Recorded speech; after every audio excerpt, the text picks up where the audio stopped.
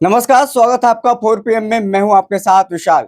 बिहार में जो 40 लोकसभा सीटें हैं, भाजपा ये एनडीए कहें, उस पर जीतने का दावा कर रही है। लेकिन आज हम उस 3 सीटों पर चर्चा करेंगे जो कि भाजपा की है। उस पर क्या कुछ मामला है, चर्चा करें हमारे सहयोगी अभिषेक मिश्रा के साथ। सर, कौन सी वो सीटें हैं जिसको लेकर के आज हम अपने दर्शकों के साथ बातचीत करेंगे और समझाएंगे उनको? नहीं विशाल, बातचीत करेंगे और इस बातचीत की बुनियाद क्या है, जी। क्यों बातचीत हम कर रहे हैं, वो भी पहले अपने दर्शकों को बता दें। आपने ठीक कहा, भारतीय जनता पार्टी और एनडीए के जो दूसरे सहयोगी दल हैं, कुल मिलाकर एनडीए और भाजपा ये दावा कर रहा है कि बिहार में हम 40 की 40 लोकसभा सीटें जीत जाएंगे। जी। और दावा देखिए किस हद तक है, किस स्तर तक है कि जो पिछली बार चिराग पासवान भी कह रहे हैं, उपेंद्र कुशवाहा भी कह रहे हैं, भारतीय जनता पार्टी भी कह रही है, सब लोग ये कह रहे हैं कि देखिए पिछली बार तो 39 ही जीत पाए थे, तो जो कमी रह गई थी उसको इस बार पूरा कर लेंगे और 40 की 40 लोकसभा सीटें हम जीत जाएंगे। तो हमने अपने दर्शकों को ये बताया कि चिराग पासवान की कौन कौन सी सीटें फंसी हुई हैं, वो भी एनडीए का हिस्सा हैं। बिल्कुल। तो वो सीटें अगर फंसी हुई हैं और जो हम बता रहे हैं, देखिए चुनाव का नतीजा जब आएगा तब तस्वीर साफ होगी। जी, जी। और हम ये बिल्कुल दावा नहीं कर रहे हैं कि हम जो कह रहे हैं वही होने जा रहा है। हम अगर कह रहे हैं चिराग पासवान की 3 सीटें फंसी हुई हैं, उसके पीछे तर्क है, आधार है। अब कोई चमत्कार हो जाए, राजनीति में स्थिति परिस्थिति बदलती है, लोगों का मूड मिजाज बदलता है, तो हो सकता है जो फंसी हुई है वो और ज्यादा फंस जाए, या जो जिसको हम फंसी हुई बता रहे हैं वो सीटें निकल जाए, तो कुछ भी हो सकता है। जो चुनाव नतीजे आएंगे विशाल, वो चुनाव नतीजों से तस्वीर साफ होनी है। लेकिन चुनाव नतीजों से पहले हमारे पास हम जो स्थिति परिस्थिति देख पा रहे हैं, समझ पा रहे हैं, अभी विशाल देखिए फील्ड में कई जगह जाते हैं, अलग अलग क्षेत्रों में अलग अलग सीटों पर भी आप गए हैं, हम भी गए हैं, पूर्णिया गए, हम दोनों बक्सर में थे, अलग अलग जगहों पर, और महीनों पहले भी हम लोग कई जगह पर गए हैं। तो जो बात समझ में आती है विशाल, उस आधार पर हम बात करते हैं। तो 40 की 40 सीटें, चिराग पासवान की 3 सीटों के बारे में हमने बताया कि वो फंसी हुई सीटें हैं। तो अगर वो वाकई फंस गई तो फिर 37 सीटें हो जाती हैं एनडीए की। अभी नीतीश कुमार की सीटों की चर्चा हमने नहीं की है, नीतीश कुमार की सीटों के बारे में हम नहीं बताया है। भारतीय जनता पार्टी की 3 सीटों की हम आज चर्चा करने जा रहे हैं, और 3 ही सीट की चर्चा आज करने जा रहे हैं, बाकी सीटों की बात आगे भी कर लेंगे। जो 3 सीटें हैं बिहार में भाजपा की, वो मुझे फंसी हुई नजर आ रही हैं, और 3 सीटें भारतीय जनता पार्टी की फंसी हुई हैं, और उस पर थोड़ी मुश्किल है। और जाहिर तौर पर अगर ये 3 सीटें भी फंसी तो स्कोर और कम हो जाएगा। तो स्ट्राइक रेट कितना कम होगा, 40 में 39 तो नहीं जीतने जा रही है बीजेपी और एनडीए, ठीक है। अब वो कितना कम होगा उसको समझना है, उस पर बात करनी है, उसको देखना है, और जो चुनाव नतीजे आएंगे तब तस्वीर साफ होगी। तो 3 लोकसभा सीटों की हम बात कर रहे हैं जो भारतीय जनता पार्टी की हैं, पटना साहिब, बक्सर और सारण।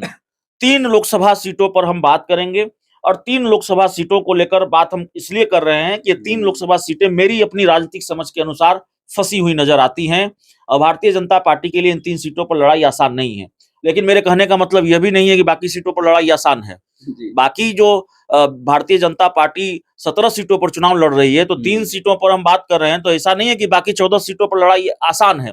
लेकिन 14 सीटों की चर्चा हम बाद में करेंगे, अभी जिन 3 सीटों पर बात कर रहे हैं उस पर बात कर ले रहे हैं। तो पटना साहिब, सारण और बक्सर, इन 3 सीटों पर क्यों लड़ाई आसान मुझे नहीं लगती। पटना साहिब की अगर बात करें तो देखिए विशाल, जो हमने देखा है, समझा है, लोगों से जाना है, और बहुत सारे दर्शक भी ये जानते समझते होंगे, पटना साहिब लोकसभा सीट पर नाराजगी है रविशंकर प्रसाद को लेकर।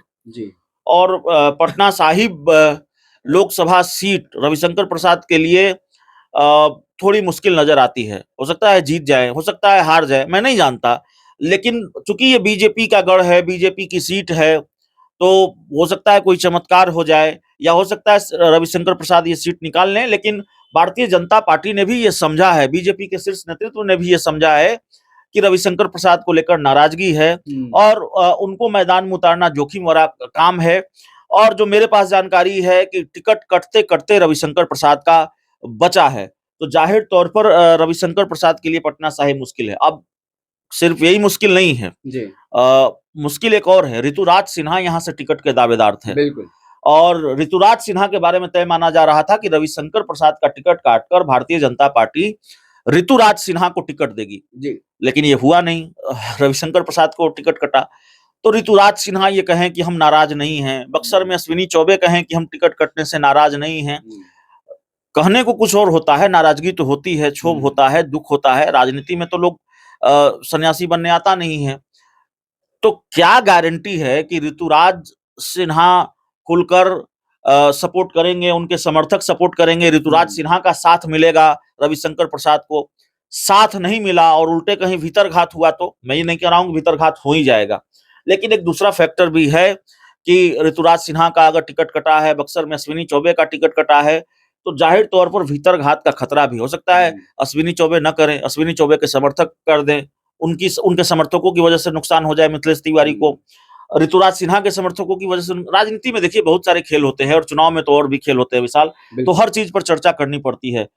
तो दो फैक्टर है, सबसे बड़ा फैक्टर है नाराजगी रविशंकर प्रसाद को लेकर, और दूसरा फैक्टर है कि ऋतुराज सिन्हा का टिकट कटा है, उनके समर्थकों की नाराजगी, रविशंकर प्रसाद को लेकर भी नाराजगी है लोगों में। तो ये चीजें है, इसकी वजह से पटना साहिब की सीट फंसी हुई नजर आती है।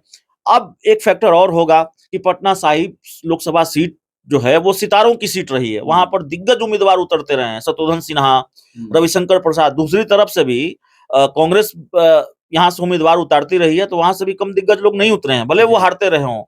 जिनको भोजपुरी का सुपरस्टार कहा जाता है कुणाल, वो उतरते रहे हैं इस सीट से। पटना साहिब सीट से दूसरी तरफ से शेखर सुमन भी मैदान में उतरे। तो कई इसको सितारों की सीट कहा ही जाता है, और सितारे इस सीट से मैदान में उतरते रहे हैं विशाल। तो पटना साहिब की बात हो गई। ये फैक्टर है कि अब महागठबंधन की तरफ से, कांग्रेस की तरफ से कितना मजबूत उम्मीदवार उतरता है, वो भी एक फैक्टर होगा, वो भी देखना पड़ेगा। बक्सर की हम चर्चा कर ही रहे हैं, बक्सर पर बहुत बात करने की जरूरत है नहीं। मिथिलेश तिवारी को टिकट मिला है, हम लोग बक्सर में थे, और बक्सर में ज्यादातर लोगों की नाराजगी इस बात को लेकर है कि पहले आपने अश्विनी चौबे को उम्मीदवार उतार दिया, बना दिया, और उनसे जब टिकट छीना तो फिर एक और बाहरी उम्मीदवार को ले आए, मिथिलेश तिवारी को ले आए। देखिए, मिथिलेश तिवारी पर भारतीय जनता पार्टी ने भरोसा जताया है, तो उसकी एक वजह भी है। मिथिलेश तिवारी कई बार के विधायक रहे हैं, पार्टी के कद्दावर नेता हैं, फायर ब्रांड नेता हैं, संगठन में उनकी अपनी एक समझ है, वो ठीक है। लेकिन बक्सर में उनको उतार दिया गया है, तो बक्सर के लोगों को लगता है, जितना हमने लोगों से बात की, उनको लगता है कि एक बाहरी उम्मीदवार है, और बाहरी और स्थानीय का मुद्दा अगर हावी हुआ बक्सर में, तो एक तो ये नुकसान हो जाएगा, और आरजेडी की तरफ से भी जो उम्मीदवार हैं वो कम कद्दावर नहीं है। सुधाकर सिंह आरजेडी के प्रदेश अध्यक्ष जगदानंद सिंह के बेटे हैं, और जगदानंद सिंह का, सुधाकर सिंह का अपना एक प्रभाव है उस इलाके में। तो जाहिर तौर पर एक तो कांटे की लड़ाई, ऊपर से अश्विनी चौबे का टिकट काटा गया, उनके समर्थकों की नाराजगी, तो ये सारी चीजें हैं, ये सारा फैक्टर है। तो बक्सर की लड़ाई भी भारतीय जनता पार्टी के लिए विशाल, एक दो तो निर्दलीय भी चुनाव में उतरे हैं, मुश्किल। आईपीएस आनंद मिश्रा है, बहुत सारी चीजें, ददन पहलवान है, बीएसपी सुनील जी कुमार है जी, बहुत सारा फैक्टर है इस सीट पर भी। तो ये इस सीट का समीकरण भी बताता है कि मामला फंसा हुआ है। सारण लोकसभा सीट की बात हम इसलिए कर रहे हैं कि ठीक है, सारण लोकसभा सीट से जो लालू यादव के समधी हैं चंद्रिका राय 2019 के लोकसभा चुनाव में हार गए, राबड़ी देवी 2014 का लोकसभा चुनाव हार गई, ये ठीक है जी। लेकिन 2024 में मामला अलग है। लालू यादव की बेटी जो है रोहिणी आचार्य मैदान में है, और जो बात समझ में आ रही है, जो बात दिख रही है, रोहिणी आचार्य, उनकी पॉलिटिकल एंट्री हुई है, उनकी राजनीति में अभी अभी एंट्री हुई है। मीसा भारती बहुत पहले से राजनीति में है, राज्यसभा की सांसद हैं, पाटलिपुत्रा से वो उम्मीदवार हैं, और पहले भी वो चुनाव लड़ती रही हैं।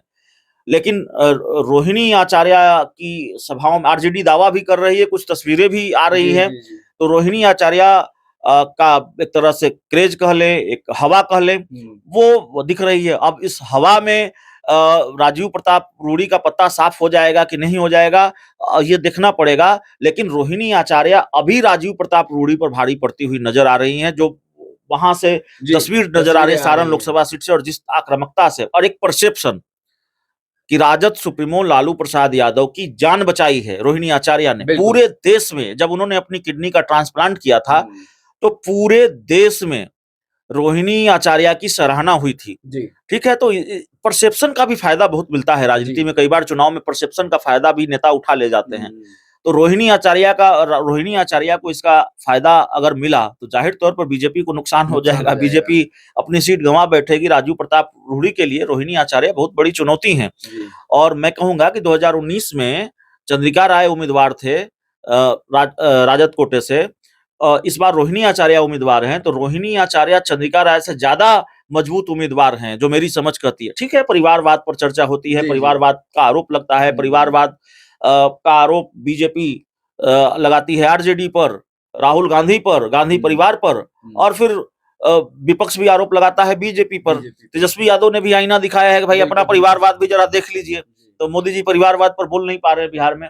तो ये सारी चीजें हैं विशाल, इस वजह से ये सारे फैक्टर है, ये सारे तर्क और तथ्य हैं मेरे पास, जिससे मुझे ये लगता है कि बिहार में बीजेपी की इन 3 सीटें भी बहुत मुश्किल में फंसी हुई हैं। तो कुल मिलाकर लबोलुआब ये है इन सीटों का हाल देखकर कि 40 की 40 सीटें बिहार में एनडीए को नहीं आ रही हैं। और जो स्कोर है, अभी तक 6 सीटों की हमने बात की है, 3 चिराग की और 3 इनकी भाजपा की। तो अभी तक जो स्कोर है वो 34 तक पहुंच चुका है। बाकी और सीटों की हम बात करेंगे कि और कितनी सीटें फंसी हुई हैं, वहां का क्या समीकरण है, और फिर हम जाते जाते ये कहेंगे कि हम जो कह रहे हैं ऐसा ही हो जाए, ये दावा हम नहीं कर रहे हैं। हम जो कह रहे हैं वो बहुत हल्के में कह रहे हैं, या यूं ही कहने को कह रहे हैं, ये बात भी नहीं है। अब हमने जो देखा, हम जो समझते हैं, हम जानकारी जुटाते हैं, लोगों से बात करते हैं, हमारी अपनी एक राजनीतिक समझ है, चुनाव को समझने की बहुत साधारण समझ है, जिसके आधार पर हम अपनी बात करते हैं। तो इसी समझ के आधार पर मुझे लगता है कि 3 सीटें बीजेपी की, ये 3 सीटें विशाल फंसी हुई हैं अभी। चलिए, बिल्कुल जिस तरीके से हमारे सहयोग